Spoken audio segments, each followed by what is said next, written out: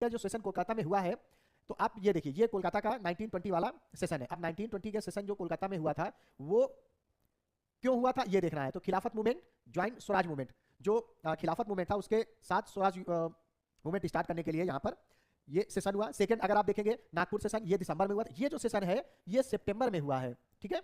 और जो नागपुर का जो सेशन है ये हमने यहाँ पर इसको डिनोट किया हुआ है, तो ये हुआ था दिसंबर में। दोनों ही सेशन 1920 में ही हुए। इस बात का थोड़ा सा ध्यान रखना है हमको कि सेशन दोनों 1920 में ही हुए हैं, लेकिन ये सेशन हुआ है ये सितंबर में है। तो आपको जब क्वेश्चन पेपर मिलेगा तो हमें ये देखना पड़ेगा कि सितंबर का सेशन पूछ रहा है या दिसंबर का सेशन पूछ रहा है।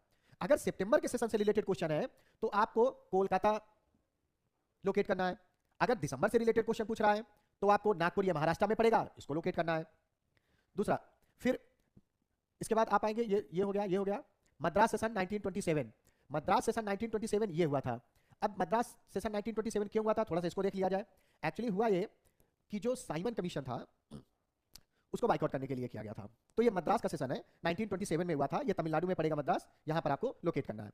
फिर लाहौर सेशन 1929, ये बहुत इंपॉर्टेंट है। एक्चुअली पहले क्योंकि इंडिया और पाकिस्तान दोनों एक ही में थे, एक ही कंट्री थे, बाद में पाकिस्तान अलग हो गया तो अब ये इंडिया के बाहर लोकेट कर रहा है। लाहौर 1929 का सेशन हुआ था। 1929 के सेशन में जो पूर्ण स्वराज वाला मामला था उसके लिए, ये पूर्ण स्वराज के लिए ये सेशन यहां पर किया गया। तो एक बार मैं इसको रब कर देता हूं और जल्दी से इसको एक बार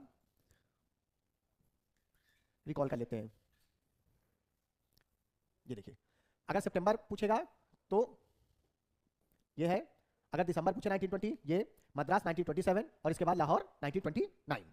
फिर इसके बाद हम लोग चलेंगे कुछ इंपॉर्टेंट